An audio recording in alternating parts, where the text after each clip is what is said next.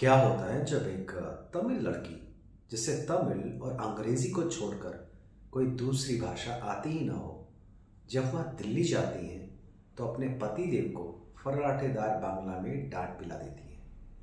क्या होता है जब वही 24 साल की लड़की starts acting like a 90 years old man, real old man.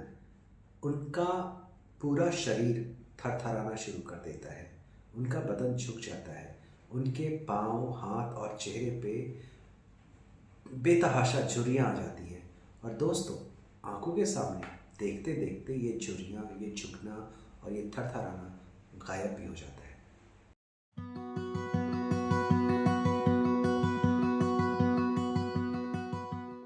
Hello दोस्तों, नमस्कार, राम राम, सत श्री अकाल, जोहार, वनक्कम। Welcome back to radar. मैं हूँ सचिन भारद्वाज। और दोस्तों, सबसे पहले तो मैं आपसे माफ़ी चाहूँगा कि रेडार के सेकंड एपिसोड को आप तक लाते लाते हमें थोड़ी देर होगी। थोड़ी क्या, बहुत देर होगी। पर दोस्तों, इसकी एक वजह है और वजह है आज की कहानी।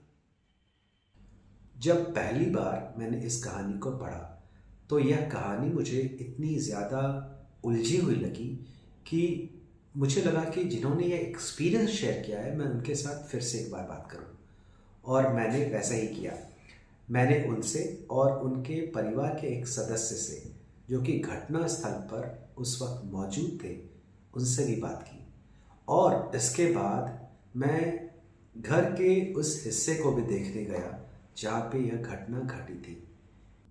बिलीव यू मी दोस्तों, मुझे ब्लैकआउट हुआ, एक बार नहीं, दो बार।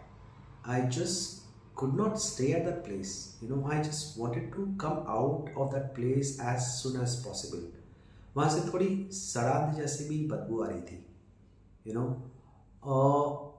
एक बात और दोस्तों, रेडार पे जो हॉरर स्टोरीज होती हैं, जो आप यूजुअली देखते हैं दूसरे चैनल्स पे, हॉरर स्टोरीज जो टिपिकल होती है, जिसमें तांत्रिक होते हैं, पीपल का पेड़ होगा, कोई तांत्रिक आके किसी के जिस्म से किसी के रूह को निकालेंगे, एक परफेक्ट स्टोरी होगी। ऐसा कुछ नहीं है दोस्तों। हमारी we usually showcase first hand paranormal experiences, और वो एब्स्ट्रैक्ट में भी हो सकता है। और न सिर्फ इतना, हमारी कोई परफेक्ट एंडिंग नहीं होगी या कोई हैप्पी एंडिंग नहीं होगी या फिर कोई प्रॉपर स्टोरी की तरह नहीं लगेगी। But these stories are equally spooky दोस्तों, and I'm sure you're gonna love it. So अगर आप इस तरह की वीडियोस देखते हैं या इस तरह की वीडियोस पसंद करते हैं तो प्लीज़ आपसे रिक्वेस्ट है कि हमें ज़रूर सब्सक्राइब करें, बेल आइकॉन तो ज़रूर ही दबाइए, क्योंकि हम अक्सर रेगुलर नहीं रह पाएंगे। हमारे रिसर्च में ऐसा होता है, तो जब भी हम वीडियो डालें अपना वहाँ पे, तो वो आपको एक बेल मिल जाए, तो बेल बटन ज़रूर से दबाइएगा। हमें शेयर कीजिएगा दोस्तों, हमें शेयर ज़रूर कीजिएगा। तो आइए शुरू करते हैं आज की कहानी। आज रेडार पे जिनकी स्टोरी हमारे पास आई है दोस्तों, उनका नाम है विजय कृष्णन अय्यर। विजय के साथ ये घटना दिल्ली के सीआर पार्क में तकरीबन 1.5 साल पहले घटी। और जब यह घटना उनके साथ घटी, तभी उस वक्त वहाँ पे उनकी वाइफ सावित्री और उनकी full time house help Sindhu, ये दोनों ही मौजूद थे। अब चूंकि हमारी कहानी के सेंट्रल कैरेक्टर विजय स्वयं ही हैं, तो इसके पहले कि मैं कहानी शुरू करूं, आपको विजय के बारे में थोड़ा बहुत उनके बैकग्राउंड के बारे में बता देता हूं। विजय एक टिपिकल तमिल ब्राह्मण घराने से हैं दोस्तों। इनकी पूरी फैमिली वेजिटेरियन है। इनके रिश्तेदार, माता पिता, इनके कजन्स, इनकी वाइफ, यहाँ तक कि इनके घर पे काम करने वाले जो हाउस हेल्प हैं, वे सभी वेजिटेरियंस हैं। रहने वाले तो विजय चेन्नई के हैं, लेकिन बहुत पहले इनके माता पिता चेन्नई से बैंगलोर शिफ्ट हो गए। तो जाहिर सी बात है कि विजय की पैदाइश, परवरिश, उनकी शिक्षा दीक्षा, ये सभी बैंगलोर की है। और बैंगलोर से ही उन्होंने कंप्यूटर साइंस में मास्टर्स करने के बाद वहाँ एक सॉफ्टवेयर कंपनी ज्वाइन कर ली। अब विजय काफ़ी टैलेंटेड है दोस्तों। इसका अंदाज़ा आप इस बात से लगा सकते हैं कि वो दोनों हाथों से बैडमिंटन खेलते हैं, बढ़िया शॉट्स दोनों हाथों से मारते हैं। और एक बात और, जिस कंपनी में इन्होंने शुरुआत की, उस कंपनी में उन्होंने 6 साल के अंदर सीनियर मैनेजमेंट में अपना एक इम्पॉर्टेंट प्लेस बना लिया। विजय की बॉन्डिंग अपने मॉम डैड के साथ बहुत अच्छी है। दोनों रिटायर्ड प्रोफेसर्स हैं। इनफैक्ट विजय को जब भी ऑफिस से रिलेटेड कोई मसला डिस्कस करना होता है या फिर करियर से रिलेटेड कुछ भी डिस्कस करना होता है, तो वो अपने मॉम डैड के एडवाइस पर बहुत ही संजीदगी से विचार करते हैं और उन्हें बहुत अहमियत देते हैं। अभी 2 साल पहले ही उनकी शादी सावित्री के साथ हुई। She is also pretty talented दोस्तों। उन्होंने भी मास्टर्स ऑफ परफॉर्मिंग आर्ट्स इन भरतनाट्यम कर रखा है। और जब विजय और सावित्री की उनकी शादी तक सावित्री भरतनाट्यम सिखाया करती थी बच्चों को। तो दोस्तों, कहानी शुरू होती है विजय के शादी के 3 महीने बाद, जब उनकी कंपनी उन्हें एक और प्रमोशन देती है और इस बार उनकी पोस्टिंग दिल्ली में थी। तो कंपनी वालों ने विजय को कहा कि अब आप दिल्ली आ जाइए, चार्ज ले लीजिए। एक बढ़िया सा पैकेज उन्होंने ऑफ़र किया विजय को। विजय ने ये ऑफ़र अपने मॉम डैड के साथ, सावित्री के साथ डिस्कस किया और इस नतीजे पे पहुंचे कि उन्हें दिल्ली की यह अपॉर्चुनिटी ले लेनी चाहिए।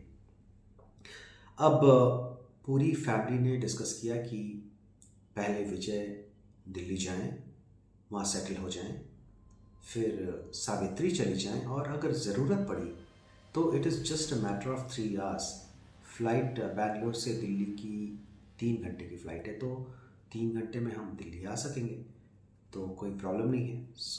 सब लोगों ने डिसाइड किया और विजय ने एक बिगर रोल के लिए दिल्ली जाने का इरादा बना लिया। विजय दिल्ली जाते हैं, चार्ज लेते हैं, काम पे लग जाते हैं। अब शुरुआती दिनों में कंपनी ने विजय को अपना गेस्ट हाउस दिया रहने के लिए 1 महीने को, but Vijay is too good and too quick with his work, so वो 15 दिनों के अंदर एक बढ़िया सी जगह हायर करते हैं। अब इस जगह के बारे में मैं आपको बताता हूँ। ये जगह है CR पार्क में ही, जहाँ उनका दफ्तर है।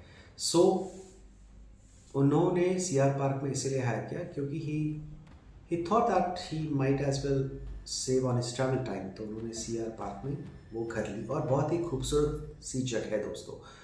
इट्स लाइक एक पूरा बंगलो है और ग्राउंड लेवल है, फिर लेवल 1 है, फिर लेवल 2 है। तो जो ग्राउंड लेवल है दोस्तों, उसमें 8-10 कारों के पार्किंग की जगह है।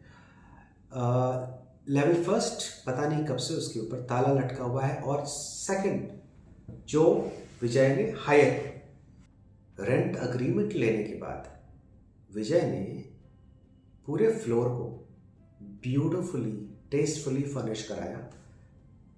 जो पर्दे जैसे होने चाहिए, जो कार्पेट जहाँ होनी चाहिए, हॉल में जैसे सोफे होने चाहिए, huge hall they had. Bedroom में बेड कैसे होने चाहिए, कबर्ड्स कैसे होने चाहिए, जो स्टोरेज की चीज़ें हैं कैसी, ही फर्निश्ड एवरीथिंग टेस्टफुली। और ये करने के बाद उसने एक मस्त वीडियो कॉल किया अपने मॉम डैड को और अपनी वाइफ को। उसने पूरा घर दिखाया and they loved the house. Savitri love that corner जहाँ पे विजय ने उनके लिए भरतनाट्यम की प्रैक्टिस के लिए पूरा कॉर्नर सजाया हुआ था, जहाँ पे एक उन्होंने सितार भी लगाया हुआ था और कुछ ब्यूटीफुल पेंटिंग्स लगाए हुए थे। तो उनकी वाइफ को वो कॉर्नर अपने हॉल का बहुत पसंद आया और अगले सप्ताह सावित्री फ्लाइट लेकर दिल्ली आ जाती है। वो अकेली नहीं आती, उनके साथ उनकी एक हाउस हेल्प होती है जिनका नाम सिद्धू होता है। अब सावित्री 1.5 से 2 महीने के गर्भ से थी, तो उनकी सास ने उनके साथ एक हाउस हेल्प भी भेज दिया। अब क्या होता है कि ये सब घर आते हैं, एक बढ़िया सी गृहस्थी सी बस जाती है। सिद्धू सबका ख्याल रखती हैं, वो बढ़िया साउथ इंडियन फूड बनाती हैं, सभी का फेवरेट। सावित्री भरतनाट्यम में बिजी रहती हैं। विजय के ना होने पे विजय समय पे ऑफिस जाते हैं, समय पे ऑफिस से वापस घर आ जाते हैं। एक बढ़िया सिलसिला चल रहा है। शाम को दोनों अम्मा अप्पा से वीडियो कॉल पे बातें करते हैं, नेटफ्लिक्स पे साथ फिल्म देखते हैं एंड एक बढ़िया समय गुजारते हैं। रोज़ की तरह आज भी विजय ऑफिस से घर आए, लेकिन आज कुछ 1 घंटे उन्हें देर हुई। इट वॉज अबाउट 7:30 और उन्होंने हमेशा की तरह डोरबेल बजाया। There is no response. उन्होंने फिर से डोरबेल प्रेस किया। There is no response again. Now Vijay के साथ पहली बार ऐसा हुआ था। वो परेशान तो नहीं हुए, लेकिन उन्होंने तुरंत अपना एक एक्स्ट्रा की निकाला और उन्होंने दरवाज़ा खोला, अंदर गए। दोस्तों, जब आप उनके घर में जाते हो, जहाँ पे मैंने विज़िट की, तो जब आप अंदर जाते हो तो आप सीधा हॉल में नहीं जाते। एक बड़ा सा लंबा पैसेज होता है जिसमें दोनों तरफ बड़ी बड़ी पेंटिंग्स है, जूते चप्पल रखने के बनाए हुए हैं, इस तरफ गमले रखे हुए थे। तो आप उस पैसेज से होकर जाते हैं। तो जब उस पैसेज से वो पास कर रहे थे तो वहाँ से उन्होंने जो ग्लास हॉल का देखा, वो उन्हें थोड़ा सा परेशान करने वाला था। वो ये था कि हॉल के एक कॉर्नर पे, जहाँ पे एक सोफ़ा लगा हुआ था, वहाँ पे सिंधु, जो उनकी हाउस हेल्प है, वो बेसुध होकर लेटी पड़ी थी, बिल्कुल बेहोशी की हालत में। ये सबसे पहले सिंधु के पास जाते हैं, नज़दीक जाते हैं तो देखते क्या है कि उसके शरीर से विस्की की स्मेल आ रही है। अब he was amazed because Sindhu is a vegetarian. शराब से उसका दूर दूर तक का कोई नाता नहीं है। वो उनकी फैमिली सिंधु को पिछले 20 सालों से ज़्यादा से जानती है। तो ऐसे में it was a shock to Vijay. But खैर, वो सिंधु को छोड़ते हैं। आगे वो सावित्री को ढूंढने को जाते हैं और वो सबसे पहले अपने बेडरूम की तरफ जाते हैं। और बेडरूम में जाकर देखते हैं तो सावित्री वहाँ होती नहीं। फिर वो सावित्री को दूसरे बेडरूम में, दूसरे और भी बाकी के 3 बेडरूम में ढूंढते हैं, बेडरूम्स में ढूंढते हैं, वहाँ पे सावित्री नहीं होती। और तभी उनका दिल धड़कना शुरू होता है विजय का। खैर, anyway, he is a pretty strong man.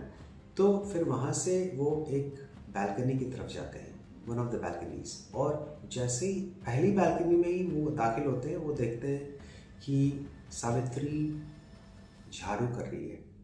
She is brewing. पहले ग्लांस में तो उन्हें अजीब सा लगा, क्योंकि सावित्री है लेकिन कपड़े कुछ और अजीब से, झाड़ू, हाथ थरथरा रहे उसके। सावित्री ने एक टॉवल लपेटा हुआ था, लुंगी की तरह, जैसे लुंगी लपेटते वैसे। और ऊपर उसने विजय की एक बनियान पहन रखी थी, जो विजय पहनता है शर्ट के नीचे। वो बनियान पहन रखी थी दोस्तों, और बिल्कुल झाड़ू किए जा रही है। और सावित्री की चाल भी सावित्री की तरह नहीं थी। वो किसी आदमी की तरह थी, किसी बूढ़े आदमी की तरह, और वो वैसे ही झुकी हुई थी। विजय को काटो तो खून नहीं, वो उसे बिल्कुल देखता जा रहा था, लेकिन वो सहमा हुआ सा था। अब जब विजय सावित्री को देख रहा था, और तो उसने देखा कि सावित्री झाड़ू देते देते उसने विजय की तरफ देखा और अचानक से उसे कहा कि देखो तुम्हें निजे घरे आमी झाड़ू देते पारबो ना, कि नोंगरा करे रखेছো তোমরা। ये बिल्कुल बंगाली, नेटिव बंगाली, और ये ऐसे सावित्री ने विजय को चिल्ला के कहा ऐसी बात बंगाली में। और उसे थोड़ी बहुत बंगाली आती थी विजय को। वो उसके कुछ बंगाली दोस्त थे, तो थोड़ा बहुत, और वो समझ पा रहा था कि she is talking about the cleanliness of the house, और उन लोगों ने गंदगी मचा रखी है, कुछ ऐसा वो कह रही थी। बट विजय को ज़्यादा शौक इस बात से लगा कि वो हाव भाव तो थरथरा रहे थे, ठीक है, जो कुछ भी था, लुंगी पहना था, बनियान पहना था, but how come she shouting इन बांग्ला, वो भी इस तरह से जैसे उनका ये नेटिव लैंग्वेज हो। He was pretty strong man. मतलब ये जो मोमेंट था, वो इस मोमेंट ने 6 फीट के एक कंप्यूटर साइंस के टॉपर को हिला दिया था। ही वॉज लाइक जस्ट देख रहा था। खैर, विजय इज वेरी स्ट्रॉन्ग। वो गया, he hugged Savitri really tight. Hey come on Savitri, what is happening. और वो सावित्री बोल रही है बंगाली में, छेड़े दाओ আমাকে, छेड़े दाओ, छेड़े दाओ। और this guy is again shock, लेकिन वो बिल्कुल मजबूती से सावित्री को, उसने अपनी वाइफ को मजबूती से अपने गले से ऐसे करके रखा। और देन उसने फील किया कि ये थरथराना कम हो गया and Savitri came back to senses. जब सावित्री को होश आया, वो विजय के बाहों में ही थी। तो उसे अजीब सा लगा।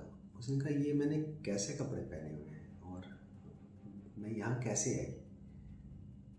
तो विजय ने कहा, यही तो मैं पूछ रहा हूँ तुमसे, मतलब ये क्या। और उधर देखो, सिंधु विस्की पी के हॉल में लेटी पड़ी है, मुझे कुछ समझ में नहीं रहा क्या चल रहा है। तो सावित्री ने कहा कि उससे कुछ याद नहीं, उसे सिर्फ इतना याद है कि वो अपने हॉल में बैठी थी, भरतनाट्यम की प्रैक्टिस कर रही थी, और अचानक से उसे कुछ हुआ और वो अपने कमरे में चली गई, अपने बेडरूम में चली गई, जहाँ पे विजय और सावित्री जिस कमरे में रहते थे उस बेडरूम में चली गई। और उसके बाद उसे कुछ भी याद नहीं। तो विजय उसे ढाढ़स बंधाता है और कहता है कि maybe you are caring, so ऐसे में इल्यूजन्स होते हैं, वीकनेस आती है, तो लोगों को ऐसे होते हैं। बट कोई बात नहीं, हम डॉक्टर के पास जाएंगे और एक चेकअप कराएंगे। अब क्या होता है कि सावित्री को विजय उन्हें आराम से ले जाकर उनके कमरे में बिठाते हैं, उन्हें कुछ हल्का सा गुनगुना दूध पिलाते हैं, थोड़ा रेस्ट लेने को कहते हैं, और फिर सिंधु के पास जाते हैं, उस पे पानी के छींटे मारते हैं, उसे थोड़ा उठाने की कोशिश करते हैं। और जब उन्हें थोड़ा बहुत होश आता है तो विजय सिंधु को एक गिलास छाछ पीने को देते हैं। उन्होंने कहीं से सुना था कि छाछ पीने से नशा कटता है, तो उन्होंने सिंधु को एक गिलास छाछ पीने को दिया। और 1 घंटे के बाद तकरीबन 9 साढ़े 9 के लपेट में वो सिंधु को और सावित्री को दोनों को लेकर नीचे आए, अपनी कार में बिठाया और वहाँ से लेकर एक डॉक्टर के पास गए। डॉक्टर ने दोनों को एग्जामिन किया और डॉक्टर ने सावित्री के बारे में बताया कि इनकी ड्रिंक ज़्यादा हो गई थी और इनको इस उम्र में इतनी ड्रिंक नहीं करनी चाहिए। तो खैर, बहुत ज़्यादा स्टोरी विजय ने डॉक्टर को शेयर नहीं की। मैं सिर्फ जो उन्होंने हमारे साथ शेयर की वो मैंने आपको बताया। तो डॉक्टर ने यही कहा कि ज़्यादा हो गई थी, इतना नहीं होना चाहिए, जो कुछ भी है। और सावित्री के बारे में उन्होंने कहा कि शी इज़ एब्सोल्युटली फाइन, इनकी बीपी नॉर्मल है, इनका सब कुछ नॉर्मल है, there is no problem at all. So they came back home. अब वो घर आ गए, but things were not the same after that. तकरीबन रात के 1 बज रहे थे।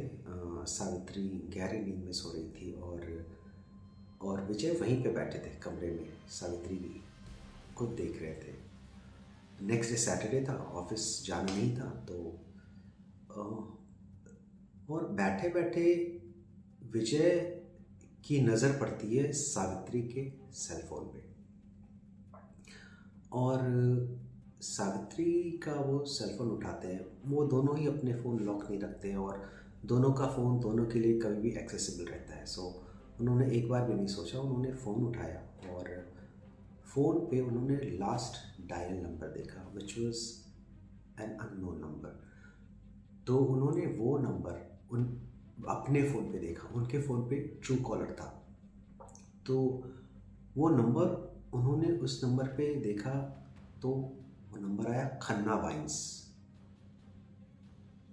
तभी विजय का जासूसी दिमाग काम करना शुरू किया कि वो उसने शराब पी रखी थी सिंधु ने, लास्ट डायल नंबर में खन्ना वाइन्स आ रहा है तो, लेकिन सावित्री ने तो शराब पी नहीं थी और फ़ोन जो डायल खन्ना वाइन्स को फ़ोन लगाया गया था वो सावित्री के फ़ोन से लगाया गया था। आई मीन ये तो और भी कॉम्प्लिकेट हो गया। अगर सावित्री ने शराब मंगाई तो सिंधु को क्यों पिलाई? कोई इस बात का जवाब ही नहीं था। खैर, he was trying to find answer, जो उन्हें कुछ नहीं मिला। विजय को रात भर नींद नहीं आई। खैर, नेक्स्ट डे छुट्टी थी, बट वो पूरी रात विजय की आंखों में ही कटी। नेक्स्ट डे सब कुछ तकरीबन नॉर्मल हुआ। सिंधु बिल्कुल समय पे उठी, पूजा पाठ किया, नहाया धोया, पूजा पाठ किया, सभी के लिए ब्रेकफास्ट बनाए। सावित्री भी वक्त पे उठी, उसने ब्रेकफास्ट किया। उसके बाद वो अपने जो भी है रोज़मर्रा के काम में वो लग गई। लेकिन विजय शराब की बोतल ढूंढने लगे पूरे घर में और उन्होंने सिंधु का भी कमरा चेक किया, लेकिन शराब की बोतल उन्हें कहीं नहीं मिली। पर पता नहीं उनके दिमाग में क्या आया कि वो ग्राउंड फ्लोर पे जहाँ पे पार्किंग थी, 8-10 कारों की जहाँ पे पार्किंग थी, वो वहाँ पे बॉटल ढूंढने आए। तो एक्चुअली उन्हें वहाँ पे एक ब्लैक डॉग का बॉटल मिला जो आधा भरा था, आधा खाली था। उनका शक बिल्कुल सही निकला। उन्हें लगा दाल में कुछ तो काला है और तभी सुबह के 10 बज रहे थे। उन्होंने तभी खन्ना वाइट को फ़ोन लगाया। उधर से किसी ने फ़ोन नहीं उठाया। अब क्या होता है कि विजय सोचते हैं कि 10 बजे तो कोई वाइन शॉप खुलता नहीं है, कोई बात नहीं, हम आगे ट्राई करेंगे। और फिर से 2 बजे विजय ने खन्ना वाइन्स को एक बार फिर से कॉल किया और जब विजय ने फ़ोन लगाया तो उधर से आवाज़ आती है, खन्ना वाइन्स। विजय छूटते ही कहता है, जी मैं 27 नंबर 2nd फ्लोर से बोल रहा हूँ। कल एक ब्लैक डॉग मैंने मंगाई थी, ब्लैक डॉग की बॉटल जो पार्टी में फूट गई। क्या अभी 2 बॉटल ब्लैक डॉग वो भिजवा सकते हैं? वो पेमेंट उसका कैश में कर देंगे। तो उधर से आवाज़ आती है, जी सर कर देंगे, आप 2400 आप उनको कैश दे दीजिएगा और प्लीज़ चेंज दे दीजिएगा। और ये बात कह के ख़त्म हो जाती है। आधे घंटे के बाद एक नेपाली लड़का विजय के बंगले के बाहर आता है। विजय पहले से ही नीचे उसका इंतज़ार कर रहा होता है।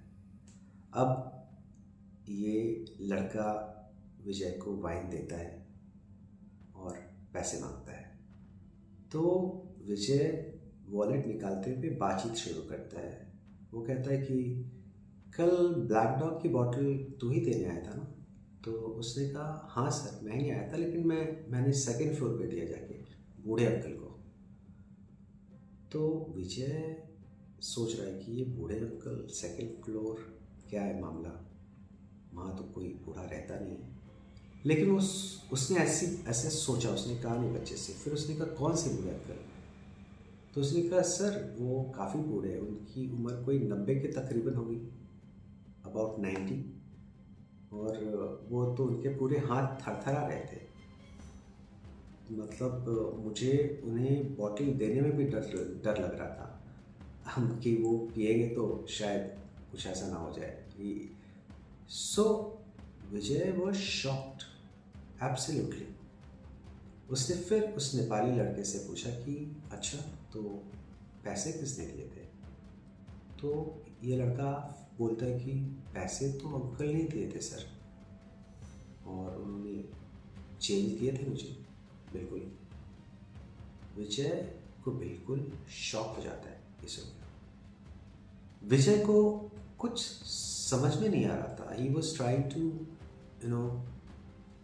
Figure out the 2+2 and all, but उसके लॉजिकल माइंड में कुछ भी ऐसा बात समझ में नहीं आ रही थी कि चल क्या रहा है, ये क्या अब एक और बूढ़ा ये कड़ी जुड़ गया, I mean 90 years old man. तो उसे कुछ भी समझ में नहीं आ रहा था, बट उसने दो तीन स्टेप सिक्योरिटी के ले लिए। पहला तो उसने किया कि अपने नीचे पूरे प्रेमाइस पे उसने सीसीटीवी कैम लगा दिया, और ऊपर सेकंड फ्लोर पे भी बाहर सीसीटीवी कैम उसने सिक्योरिटी के लिए लगवा दिया कि जो भी बाहर होगा वो मैं देख सकूँगा। और एक ऐप आता है, उस सीसीटीवी पे आप अपने फ़ोन पे देख सकते हो what ever which is going, you know. और सो ये सब वो सब ये बातें विच आई मेड श्योर कि सिक्योरिटी की इतनी सारी कामें हो जाए। तो दोस्तों अब चीज़ें धीरे धीरे नॉर्मल हो रही थी, यू नो। सावित्री रोज़ भरतनाट्यम की प्रैक्टिस करती थी, Sindhu was also doing well. रोज़ शाम को मॉम डैड से वीडियो कॉल पे बात होती थी, नेटफ्लिक्स के पिक्चर्स देखते थे, और things were going okay. Then what happened that one day Vijay को घर आने में थोड़ी देर हो गई। अगेन आई थिंक 7:30 हो गए थे, और इस बार फिर एक वैसा दिन था जब हमेशा की तरह विजय ऊपर आते हैं, डोरबेल बजाते हैं और कोई दरवाज़ा खुलता है, बट आज ऐसा नहीं हुआ। आज वो डोरबेल बजाते हैं, no response, once more no response once again. अब विजय की बेचैनी बढ़ जाती है। वो बिना वेट करते हुए, वो इन्हें इतना भी ध्यान नहीं रहता है कि उन्होंने सीसीटीवी कैमरा ऑलरेडी लगाया हुआ है, वो फुटेज देख सकते हैं, बट वो दरवाज़ा खोलते हैं और तुरंत ही अंदर जाते हैं, और नज़ारा वैसा ही उसी दिन की तरह आज भी सिंधु बिल्कुल बेहोशी की हालत में उसी सोफे पे वहीं पे लेटी है। विजय सिंधु की तरफ जाते हैं उसे छोड़ के, और जैसे वो अंदर आते हैं, विजय सिंधु को छोड़कर वो जैसे किचन की तरफ जाते हैं, वहाँ से उन्हें मछली फ्राई होने की खुशबू आती है। And he was like shocked, उनके घर में मछली कहाँ से आई, कौन फ्राई कर रहा है। और सिंधु आज वापस सोफे पे विस्की पी के। तो अब ये शॉक तो थे कि पता नहीं आज क्या देखने को मिलेगा, और एक किचन की तरफ जाते हैं क्योंकि वहाँ से खुशबू आ रही है, तो किचन में ही सावित्री को होनी चाहिए, लेकिन ये मछली की खुशबू, वो भी बिल्कुल, वो कहते हैं कि विजय ने कहा कि वो बिल्कुल जैसे कहते हैं सरसों के पेस्ट में जो जैसे बंगाली स्टाइल में कोई ऑथेंटिक मच्छी फ्राई करता है, उस तरह से मच्छी फ्राई किया जा रहा था। और जब विजय अंदर जाते हैं तो ये 6 फीट का इंसान हिल जाता है। दोस्तों देखता क्या है कि सावित्री वैसे ही टॉवल का उसने लुंगी बनाकर पहना हुआ है, और ऊपर विजय की बनियान पहनी हुई है, और मस्त कढ़ाई में मच्छी फ्राई कर रही है, जैसे उसे मच्छी फ्राई करने का अच्छा खासा एक्सपीरियंस हो। देखता है उसके हाथों में झुर्रियाँ पड़ी हुई हैं, और वो बिल्कुल इस तरह की झुर्रियाँ थी जैसे बहुत वृद्ध लोगों की झुर्रियाँ होती हैं, वैसी उसके हाथ थरथरा रहे थे। एंड शी वॉज स्निफिंग, और वो स्मेल ले रही थी मच्छी का, और आराम से वो तल्लीन थी वो मच्छी फ्राई करने में। अब विजय तो देख के उसकी वो जम गया वहीं पे, आई थिंक बर्फ हो गया वो। सो वो देखता है कि वो अब इस बार तो उसे हिम्मत भी नहीं कि वो बढ़ के उसे गले लगा ले, बिकॉज वैसे ही वो लीन थी, उसके फेस पे रिंकल्स पड़े हुए थे, बिल्कुल वृद्ध लोगों की तरह, एंड और वो विजय देख रहा था, एंड स्टिल उसके हिम्मत की दाद देनी पड़ी कि वो देख रहा था इन बातों को। फिर ये सावित्री जो हैं वो मच्छी फ्राई कर रही हैं, और वो सर्टनली विजय की तरफ देखती हैं और कहती हैं, कथा कहने गलो ना, ऐ बाड़ीटा शुद्ध आमार तुम्हाके এখন থেকে যেতে হবে। विजय अच्छी तरह समझ रहा था कि उसे इतनी बंगाली तो आती थी, वो बिल्कुल समझ रहा था कि वो क्या कह रही है सावित्री, यू नो। पर सिर्फ सावित्री ने उसकी तरफ देख के कहा था, उसकी आवाज़ थोड़ी आदमी जैसी थी, यू नो, बट हल्की सावित्री जैसी, हल्की एक आदमी की जैसी। तो उसमें स्टिल सावित्री के बहुत सारे गुण थे, यू नो, इतना होने के बावजूद भी। और हिम्मत की दाद देनी पड़ेगी विजय की, उसने ना आओ देखा ना ताओ, सावित्री को ऐसे गले से लगाया और सावित्री ने वापस से चिल्लाना शुरू किया, छेड़ दाओ, मैं क्या छेड़ दाओ। और वो जब वो छेड़ दाओ बोल रही थी तो उसकी आवाज़ बिल्कुल आदमियों की तरह हो गई थी, लेकिन विजय ने मजबूती से उसे अपने गले से लगा के रखा और उसकी झुर्रियाँ चली गई, उसका झुकना कम हो गया और she came back to normal and she was just amazed कि ये क्या कर रही हूँ मैं, ये मच्छी। एंड शी वॉज, वो ऑलमोस्ट फेंट हो गई मच्छी की स्मेल सूंघ कर, because she is a pure vegetarian, you know. वापस विजय लेके जाते हैं, उसे आराम कराते हैं, यू नो, एक डॉक्टर के पास ले जाते हैं and things are okay. Sidhu का भी फिर ठीक से वहाँ पे जो भी करना था विजय करते हैं। बट उस रात उन्हें नींद नहीं आती, बिकॉज यह दूसरी बार ऐसा कर चुका था, फॉर द सेकेंड टाइम। और तभी विजय को अपने मॉम और डैड की याद आती है, क्योंकि वो हर छोटी बड़ी चीज़ अपने मॉम एंड डैड से मशवरा किया करते। और विजय ने तभी तत्काल अपने मॉम को फ़ोन लगाया और कहा कि डैड को स्पीकर पे लो, और उन लोगों ने एक लंबी बात की। सावित्री और सिंधु की गैर मौजूदगी में, और विजय ने मॉम डैड को सभी कुछ डिटेल में बताया। तो उनके मॉम एंड डैड ने विजय को बड़े ही गौर से सुना और कहा कि तुम्हें कोई नुकसान अभी तक पहुंचाया नहीं है, तुम्हें वो ये कह रहे कि घर से चले जाओ, सो जस्ट लीव इट। और दोस्तों, विजय ने ऐसा ही किया।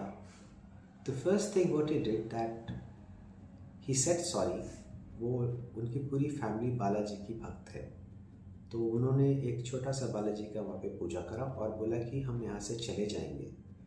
और वो वहाँ से उसी दिन वो होटल में शिफ्ट कर गए सिद्धू और सावित्री के साथ, और 5 या 7 दिनों तक एक होटल में रहे वहाँ पे दिल्ली में।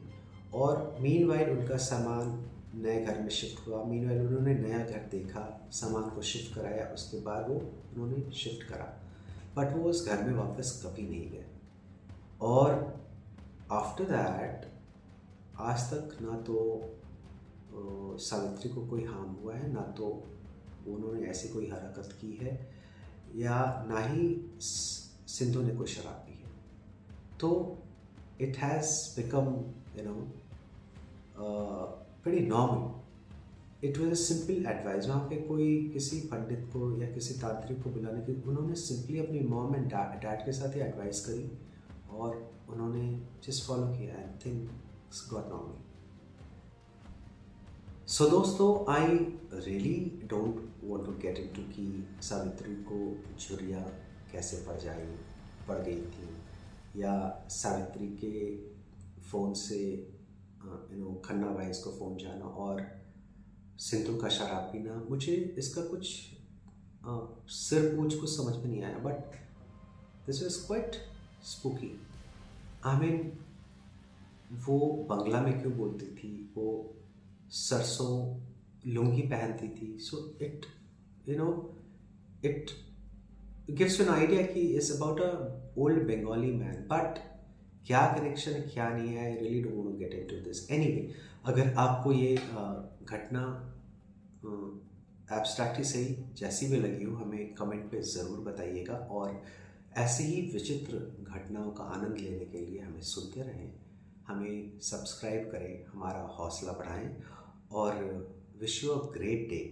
सी you again with a good nice paranormal experience. तब तक के लिए विदा, फिर मिलते हैं।